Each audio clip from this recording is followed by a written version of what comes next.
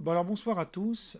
Nous débutons un cycle cette année sur la prophétie et le messianisme. Nous avions déjà commencé une introduction sur le sujet, mais comme on est en période des festivités, en fait, ce qu'on appelle les jours de pénitence et des jours de repentir dans la tradition juive, puisque bientôt, dans quelques jours, ça va être le jour de Kippour, j'ai choisi de parler du sujet de Kippour en lien avec la question de la prophétie. Donc pour ce faire, j'ai choisi de vous parler un petit peu de Jonas, qu'on pourrait appeler le prophète des nations. Alors, je vais d'abord introduire pourquoi Jonas, qui est une idée intéressante. Tout d'abord, Jonas, c'est un prophète biblique qui fait partie de ce qu'on appelle les prophètes mineurs. Son œuvre est très courte, elle fait que 2 chapitres, et pourtant, elle a fait parler d'elle dans beaucoup de littérature, et bien sûr la plus célèbre, celle de Carlo Collodi, le fameux Pinocchio qui a été traduit dans toutes les langues, et diverses versions cinématographiques ont été faites à ce sujet. Je fais allusion au moment où Pinocchio rentre dans le gros poisson, qui en fait n'est pas vraiment une baleine, mais parce que, voilà, on appelle ça une baleine, mais c'est pas vraiment une baleine. Et c'est aussi ce qui arrive au pauvre Jonas. Maintenant, il se trouve que le prophète Jonas, qui est donc rentré dans un grand poisson, avait reçu comme ordre de Dieu d'aller à Ninive.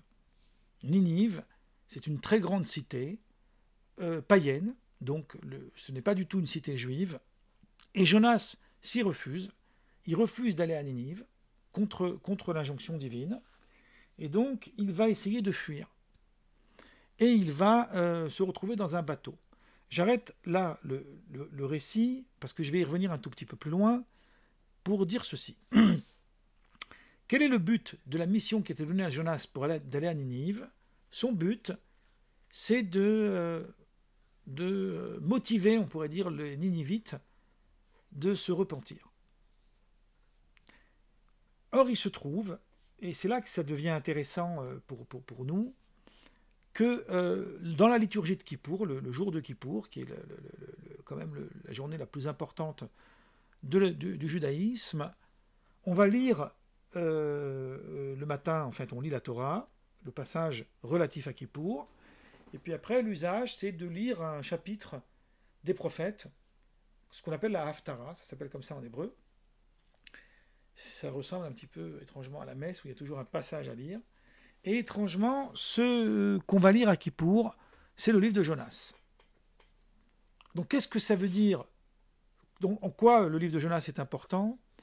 Parce qu'il est question de l'illustration du repentir. Et donc c'est un appel au repentir de l'homme face à Dieu.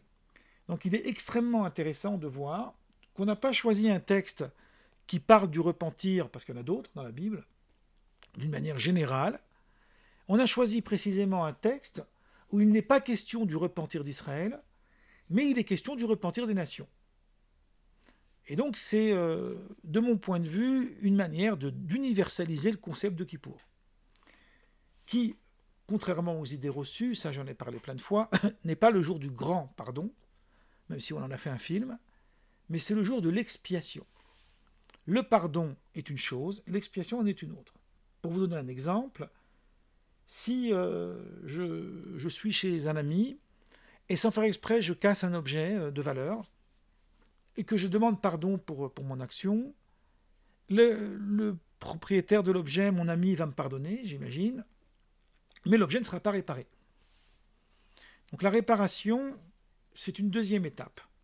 Kippour, c'est pas le pardon, c'est la réparation. C'est-à-dire c'est l'étape finale, on va dire. Le pardon n'a pas de condition. À partir du moment où l'homme demande pardon, il devrait normalement être pardonné. C'est valable aussi pour les relations humaines d'une façon générale. Maintenant, après, il y a des complexifications. On va laisser ça de côté. Donc, j'ai pensé que ce serait très très intéressant d'aborder Jonas comme exemple, ici, sous 2 axes. Premier axe, comme exemple en fait d'une prédication qui va permettre le repentir des hommes qui ont commis des fautes. Et le deuxième axe, donc que ces hommes-là, en fait, sont des membres des nations du monde. Et le deuxième axe, que Jonas, même si c'est un prophète d'Israël, il n'a aucune mission pour Israël. Toute sa mission n'est que pour les nations. Et je vais introduire ça avec l'aide de Spinoza, parce que Spinoza, dans son traité théologico-politique, a un très long texte. Enfin, la majorité du livre, d'ailleurs, parle du rapport à la Bible ancienne, en fait, ce qu'il appelle les vieilles écritures, ou l'Ancien Testament. Et il va essayer de déconstruire des constructions, en fait, qui sont plutôt rabbiniques, puisque Spinoza est en rupture avec le judaïsme rabbinique. Alors, je n'ai pas de jugement de valeur. Pour moi, il faut le poser comme ça, sinon on ne peut pas avancer. Et donc, ça devient intéressant lorsqu'il y a une confrontation entre Spinoza et le texte rabbinique, pour essayer de comprendre un petit peu où chacun essaye d'aller. Alors, je ne vais pas faire une présentation de Spinoza, c'est pas quelqu'un il faudrait une session à part pour présenter Spinoza. Mais il y a deux éléments qui me semblent extrêmement importants à propos de Spinoza. Spinoza a une connaissance de l'hébreu et de la Torah extrêmement aiguisée. C'est pas du tout quelqu'un qu'on peut prendre au tournant comme ça et dire bon bah là il raconte n'importe quoi. Il a une connaissance extrêmement précise. Sa connaissance du judaïsme rabbinique et donc du Talmud, elle est sujet à caution. Certains disent que, comme Lévinas par exemple, qu'il est tout à fait probable que Spinoza n'a pas eu accès au Talmud. Bon. Maintenant, il se trouve que dans le traité théologico-politique, et notamment plus précisément dans le passage dont je fais allusion maintenant, il est question du Talmud qu'il ne cite pas directement, mais il restitue un passage précis. Donc là, c'est une idée intéressante. Donc il y a quand même eu une connaissance, mais dans l'excellente biographie de Nadler, qui s'appelle Spinoza, c'est une biographie extraordinaire, il nous explique que l'excommunication, même si ce terme n'est pas un terme juif, on va l'employer comme ça, disons le chérem de Spinoza, a eu lieu avant qu'il intègre l'école talmudique. Il était d'abord dans l'enseignement biblique et hébraïque, dans l'école où il a étudié, et l'école talmudique, il ne l'a pas intégré l'école, c'est-à-dire où on commence le Talmud, à son époque. Bon, c'est une idée à prendre en compte. De toutes les façons, il y a une chose qui est fascinante pour pour celui qui a qui est un peu amateur, mais amateur dans le bon sens du terme, on va dire entre guillemets, des études talmudiques, c'est de constater que Spinoza a quand même une méthode qui se rapproche étrangement à cette méthode-là, même s'il est évidemment en distance radicale au niveau des conclusions talmudiques. Il aborde les choses un peu de la même méthode. Le deuxième élément qui me semble très important à dire, qui est peut-être j'ai pas lu ça quelque part, mais c'est ce que moi-même j'ai découvert. Spinoza a écrit plusieurs ouvrages. Il y a très peu qui nous sont parvenus, mais bon, il y a quelques ouvrages qui nous sont parvenus. Les deux les plus importants, c'est Traité théologico-politique et l'éthique. L'éthique, c'est l'œuvre par excellence de Spinoza. Dans l'éthique, Spinoza aborde une conception philosophique, notamment qu'il a de Dieu, du monde, de la nature, de l'être humain, etc., à partir de sa propre perception. C'est-à-dire là, voilà, Spinoza nous donne sa conception de Dieu, sa conception du monde, sa conception de la nature. Dans le traité théologico-politique, Spinoza nous donne sa compréhension du texte religieux. Autrement dit, nous ne pouvons pas, sinon on commet une erreur majeure, donner, si vous voulez, se faire un point de vue sur la manière, sur ce que pense Spinoza des éléments qui sont abordés dans le traité théologico-politique uniquement à partir de cette œuvre. Donc il n'y a pas de contradiction entre le traité théologico-politique et l'éthique, puisque c'est deux domaines totalement séparés, distincts. Même si ça parle de Dieu, etc., c'est deux domaines distincts. Et je vais le dire avec cette phrase un peu humoristique, le Dieu de Spinoza, donc dans l'éthique, n'est pas le même que le Dieu de Spinoza dans le traité théologico-politique. le Dieu de Spinoza dans le traité théologico-politique, c'est le Dieu de la Bible. Sauf que il va nous montrer, à travers une analyse très fine, sa compréhension du Dieu de l'Ancien Testament, donc du Dieu de la Torah en fait, à partir d'éléments qui sont à la fois un peu historiques, puisqu'il introduit grandement la critique biblique, mais à la fois aussi à travers sa propre compréhension, qui ne correspondent pas précisément à l'idée que Spinoza se fait de la divinité, et encore moins de la manière dont Dieu se révèle à l'homme, puisque l'idée de révélation est une idée quasiment absente dans l'éthique, mais plutôt de la manière dont il conçoit la révélation d'un point de vue du texte biblique. Hein, c'est presque un élément essentiel si on veut essayer de comprendre. Alors maintenant que j'ai dit ça, on va comprendre cette idée. Prophète des nations, qu'est-ce que ça veut dire? Il y a eu des prophètes dans les nations, on va y revenir, mais Jonas est un prophète d'Israël. Donc si c'est un prophète d'Israël, il devrait prophétiser normalement pour Israël.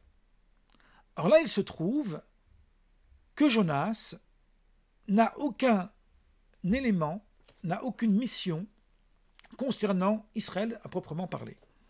Et s'il a une mission concernant Israël, cette mission est indirecte. Je vais vous lire un passage qu'on trouve dans les évangiles de Matthieu 12, versets 40 et 41, où Matthieu fait dire à Jésus, « Car de même que Jonas fut 3 jours et 3 nuits dans le ventre d'un grand poisson, de même le Fils de l'homme sera 3 jours et 3 nuits dans le sein de la terre. » Le verset 41, « Les hommes de Ninive se lèveront au jour du jugement avec cette génération, c'est-à-dire la génération juive en fait, d'Israël, qui sera contemporaine, et la condamneront parce qu'ils se repentirent à la prédication de Jonas. Et voici, il y a ici plus que Jonas. » Donc Jésus est en train de dire qu'à la fin des temps, Jonas sera l'exemple type de ce qu'on peut reprocher à Israël de leur difficulté d'écouter les prophètes.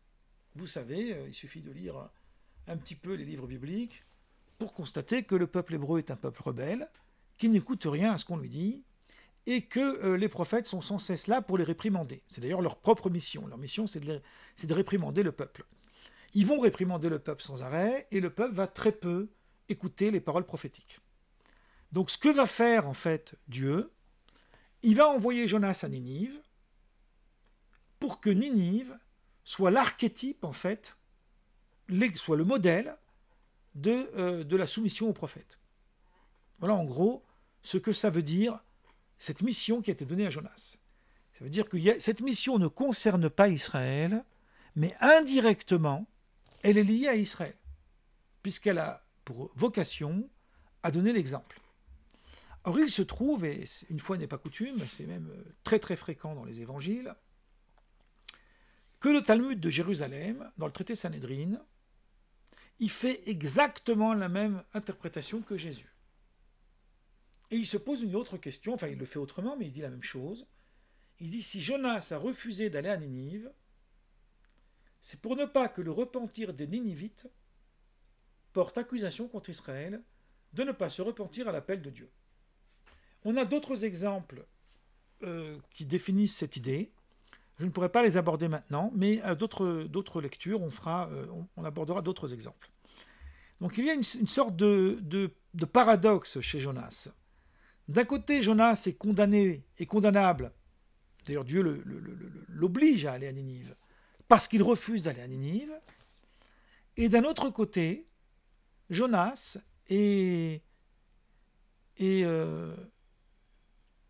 a une vertu, en fait, il a la vertu de vouloir protéger Israël d'un jugement qui serait contre Israël. Donc il refuse d'aller à Ninive parce qu'il se dit, si je vais à Ninive et que Ninive accepte ma prédication, accepte de se repentir, dans ces cas-là, je condamne Israël. Donc, ça c'est la première idée intéressante, où on voit pourquoi Jonas ne va pas. Alors pourquoi concrètement Jonas y va quand même? Alors évidemment il y va parce que c'est Dieu qui l'y oblige, hein. Il y a l'histoire de la baleine, enfin c'est pas une baleine, mais bon, il y a l'histoire du poisson, où il va se retrouver dans l'antre de la baleine. Mais Jonas, il va à Ninive parce que on veut aussi nous faire savoir que le message, en fait, de Dieu, ici en l'occurrence, qu'il existe ou pas, peu importe, on parle de l'idée qu'on en a, est un message universel. C'est-à-dire que en fait, il y a ici un élément clé qui permet même, si je peux oser le dire, à remettre en question tout ce que nous savions jusque-là de la Torah et de la Bible. Je m'explique. Je vais paraphraser une phrase de Yeshayahu Lebovitch, qui est un auteur que je cite souvent, qui dit « Toute la Torah, en s'appuyant sur sa manière de comprendre Maïmonide, l'intégralité de la Torah est un combat contre le paganisme. » Alors, je n'ai pas de jugement de valeur sur le paganisme, etc. Je vais faire un peu comme Spinoza, je vais interpréter le texte. Qu'est-ce que c'est que la conception que le texte a du paganisme? C'est que pour les religions dites païennes, ça n'est pas vrai historiquement, mais je l'explique d'un point de vue de la compréhension biblique, le rapport au divin ou aux divinités est uniquement un rapport de verticalité. C'est-à-dire, il y a un être au-dessus de nous qui est plus puissant que nous, qu'on appelle Dieu, donc il y en a plusieurs, ils ont chacun une mission spécifique, et ces dieux-là n'ont aucune exigence face aux êtres humains dite horizontale, c'est-à-dire vis-à-vis du prochain. La conception qui relie en fait un message divin à l'autre au sens humain, pour paraphraser Lévinas pour le coup, c'est une conception monothéiste. C'est la clé du monothéisme. Je parle d'un point de vue biblique, hein. Je sais que ça peut être extravagant, mais je parle d'un point de vue biblique. D'ailleurs, Lévinas le dit dans Difficile Liberté, il dit que le monothéisme n'est pas l'arithmétique du divin, c'est pas important le nombre de divinités qu'il y a, mais il est le don surnaturel de voir l'autre absolument semblable à l'autre, puisqu'il définit l'origine de l'humanité à partir d'un premier homme. Donc déjà, d'entrée de jeu dans la Torah, il y a une universalité. Cette universalité, bien évidemment, après il y a la spécificité d'Israël, mais d'abord il y a une universalité qui dira que toute l'humanité entière, il provient d'une même source. Donc, il conclut ce passage en disant « c'est une école de xénophilie », c'est un terme qu'on emploie très peu, donc voilà, c'est intéressant. C'est l'amour de l'autre. Cet amour de l'autre est motivé par l'idée que le Dieu unique, dit le Dieu unique, Yahvé, est un Dieu qui porte d'abord son exigence sur le rapport des êtres humains entre eux. Il y a une exigence morale. Cette exigence morale, d'un point de vue de la Bible, n'existe pas dans les foi dites païennes. Albo, un grand penseur juif du XIVe siècle, 14e, 15e, il écrit dans son livre, le livre des principes, Sefer HaIkarim, il écrit cette chose, j'analyse beaucoup ce texte dans mon livre de la violence juive, il dit qu'il ne faut pas croire que ce qui est répugnant à Dieu dans les foi païennes, c'est qu'ils ont plusieurs divinités. Il dit ça, c'est anecdotique, c'est secondaire. Ce qui est répugnant à Dieu, c'est leurs mœurs. Ils ont des attitudes qui sont répréhensibles et qui sont condamnables d'un point de vue de la Torah. Et donc, il va donner l'exemple, mais j'en parlerai à une autre occasion, puisque c'est un sujet qui mériterait une session à part, de la question des fameux sacrifices humains.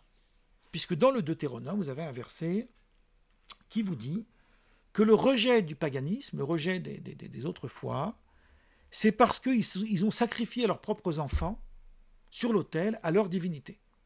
Et que le monothéisme, c'est une rupture, une fin de non-recevoir des sacrifices humains. Bon, j'en parle beaucoup de ce sujet-là dans le livre de la violence juive. On peut aller le consulter. Là, je ferme la parenthèse. Donc, dans toute la Bible, à chaque fois que nous lisons la Bible, nous savons dans notre esprit, ce livre condamne les païens. À tel point qu'on est obligé de passer par une casuistique rabbinique très complexe pour montrer que toutes les lois réductrices qui sont évoquées dans le Talmud, le Midrash, etc., et qui ont malheureusement beaucoup fait parler les antisémites contre les nations, ne concernent que les païens des temps anciens. À partir du moment où, entre guillemets, la religion est devenue aussi une conception morale face aux individus entre eux, comme le christianisme et l'islam, par exemple, à partir de là, on a modifié totalement les relations entre les nations du monde et les Juifs, et le peuple d'Israël. Là aussi, je vous renvoie à mon livre L'autre, l'image de l'étranger dans le judaïsme, où j'ai beaucoup travaillé sur cette question précise de cette évolution. Mais là, tout à coup, on a une chose extravagante. On a le livre de Jonas qui nous apporte une autre vision des choses. Elle nous apporte une autre vision des choses pour deux raisons. La première raison, c'est qu'elle nous dit, en fait, que Ninive, c'est une nation païenne. C'est-à-dire, ils ne croient pas au Dieu d'Israël a priori, ces gens-là. Dieu s'intéresse à eux, mais eux ne connaissent pas Dieu. Ce sont des adorateurs d'idoles. Et tout à coup, on voit que Jonas, il est investi d'une mission de faire repentir ces êtres.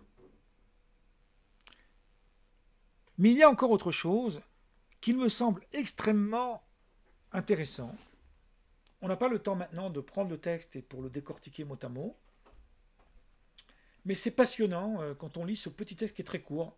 Il est en réalité extrêmement riche.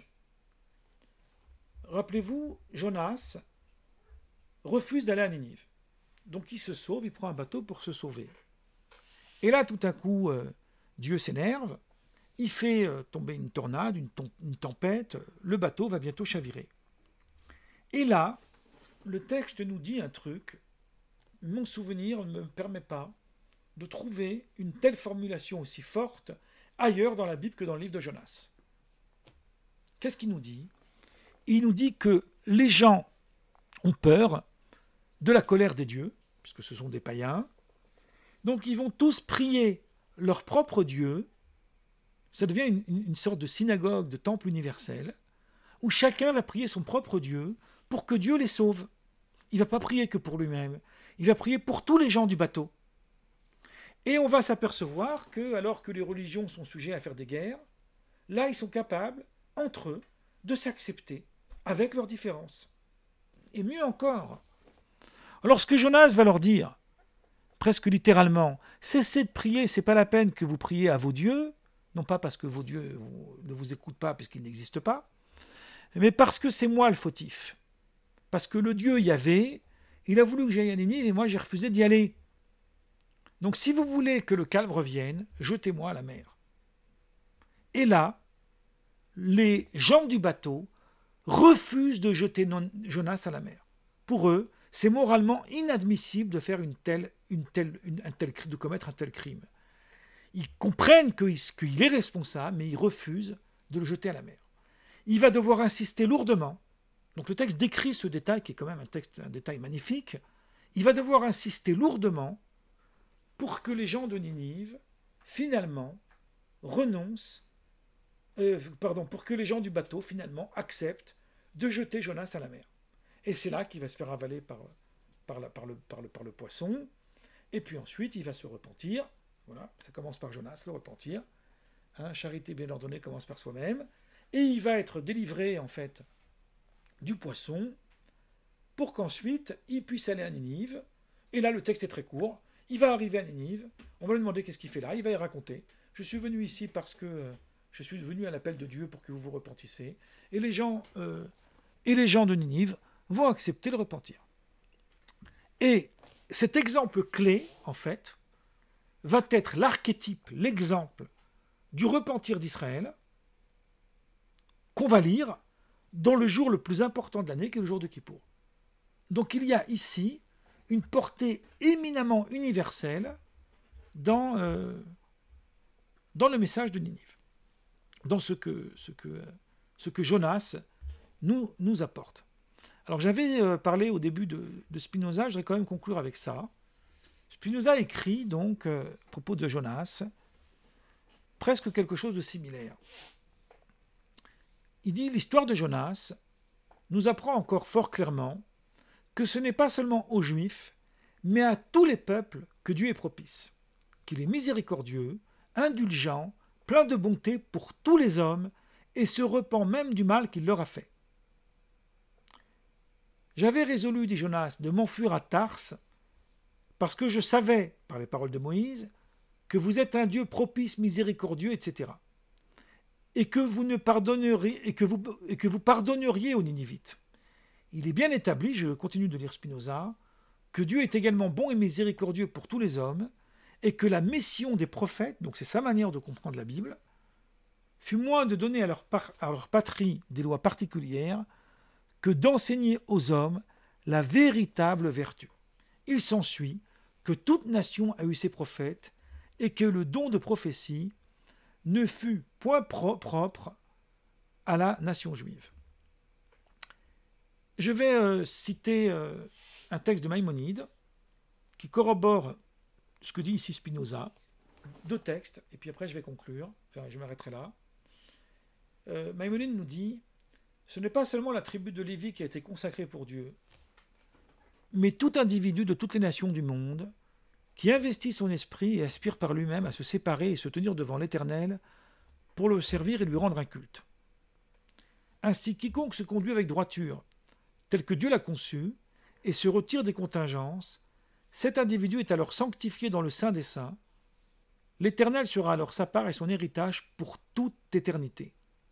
Il obtiendra dans ce monde tout ce que méritent les Lévites et les prêtres. » Et ailleurs, Maïmonide nous dit « Chaque être humain de quelque nation qu'il appartienne peut, selon son propre choix, soit atteindre le plus haut degré de perfection jusqu'à se rapprocher de Moïse, soit être comparable au plus insignifiant des hommes, tel un Jéroboam ben Nabat, qui était un roi d'Israël et qui a fait fauter le peuple, une sorte de criminel. » Voilà en gros ce qu'on peut dire sur la leçon de Jonas. Moi je vais m'arrêter là pour aujourd'hui.